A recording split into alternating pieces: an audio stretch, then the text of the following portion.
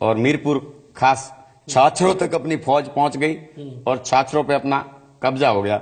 पाकिस्तान की फौज बॉर्डर की तरफ थी तो अपनी फौज अंदर की तरफ से जब सामने आई तो उन्होंने सोचा कि हमारी फौज हमारी मदद करने के लिए आ रही, जबकि अपनी फौज रण के रास्ते से अंदर ऊपर चली गई थी। उस फौज ने उल्टा अटैक इन पे किया, जो सिंध पूरा हिंदुस्तान के कब्जे में हो गया।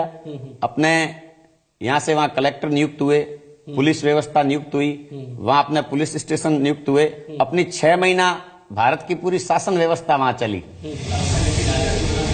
लेकिन रतन सिंह आज भी वो गुप्त रास्ता पूरी तरह नहीं बताते जहां से टेनपेरा पाकिस्तान गई थी। इस हमले में जोंगा जैसी जीपों का इस्तेमाल किया गया था और पूरे हमले का नेतृत्व जयपुर के महाराजा स्वर्गीय ब्रिगेडियर भवानी सिंह ने किया था, जो उस समय टेनपेरा को कमांड कर रहे थे। हमले में कमांडो फोर्स पाकिस्तान के 100 किलोमीटर तक अंदर गई थी और छाछरों के बाद वीरवाह और अमरकोट पर भी कब्जा किया गया था। यहीं से हमें कर्नल हेम सिंह शेखावत के बारे में पता चला, जो बीकानेर में रहते हैं। कर्नल शेखावत उस हमले में शामिल एक युवा कैप्टन थे। छाछरों हमले के उन 4 जोशीले दिनों की एक एक बात उन्हें 45 साल बाद भी याद है कि हमारे पास में 150 लीटर फ्यूल था, ऑयल और राशन, इस प्रकार से, और गाड़ियों के अंदर एमएमजी और एलएमजी माउंट करने के लिए ब्रैकेट बनाए गए ताकि हमारी गाड़ियां खुली रहे और हम जरूरत पड़ने पर दुश्मन के ऊपर आसानी से फायर कर सके। इसके अलावा हमें टास्क मिल सकता था कि दुश्मन का जो कम्युनिकेशन सेंटर है उनको बर्बाद करना है तो कैसे किया जाएगा। तो हमारे जवानों को, अफसरों को एक्सप्लोजिव के बारे में एक्सटेंसिव ट्रेनिंग दी और भिन्न भिन्न प्रकार की जो माइंस थी उनके बारे में जानकारियाँ दी और हमें लिम्पिड माइन जो लो के नीचे या अंदर गाड़ी के नीचे वो फिट की जा सकती है शंभू के सहारे, उसको लिम्पिड माइन कहते हैं, वो भी हमारे लिए प्रिक्योर की गई।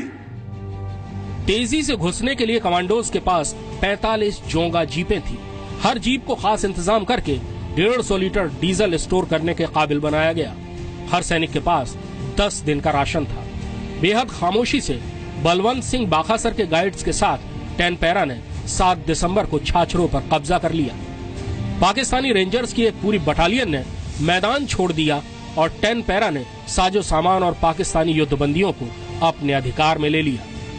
अगले दिन आगे बढ़ने की तैयारी थी, लेकिन आगे पाकिस्तान की तोपें मोर्चों पर जमी थी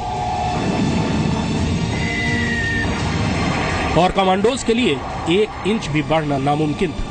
यहाँ एक शातिर चाल चली गई। हमने 5-6 गाड़ियों के साइलेंसर हटा दिए और उनको मैन्यूवर करने लगे, तो उससे ऐसा लग रहा था दुश्मन को कि बड़ी तादाद के अंदर टैंक आ रहे हैं, तो उनके अंदर खलबली मच गई। दूसरा, हमने हमारी तरफ से उनके ऊपर एलएमजी एमएमजी से फायर खोल दिया और साथ के अंदर ये जो गाड़ियों का जो साइलेंसर हटाया हुआ था उनका भी मैन्यूवर से उनके ऊपर बहुत प्रभाव पड़ा और वो अपनी पोस्ट को खाली करते हुए पीछे हट गए। चाल कामयाब हो गई। वीरवाह और आसपास के इलाके में तैनात पाकिस्तान की पूरी बटालियन के पैर उखड़ गए। टेनपेरा अब तक दुश्मन के इलाके में 100 किलोमीटर तक घुस चुकी थी। कब्जा किए हुए इलाके को सुरक्षित बनाने के लिए तब तक भारतीय सेना की दूसरी टुकड़ियां पहुंचने लगी थी। 10 दिसंबर को टेनपेरा उसी खामोशी के साथ भारतीय सीमा में वापस लौट आई जैसे गई थी और इस तरह से छाछरों पर स्ट्राइक पूरी तरह कामयाब रही। सिंध के थार पारकर जिले का 3500 वर्ग किलोमीटर से ज्यादा इलाका 1972 तक भारत के कब्जे में रहा। छाछरों को भारतीय पोस्टल इंडेक्स नंबर दिया गया 344503।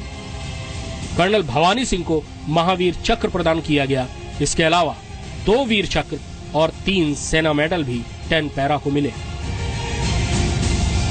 बीकानेर से रौनक व्यास और कैमरामैन दीपेंदु दे के साथ कृष्ण मोहन मिश्रा, जी मीडिया, बाड़मेर।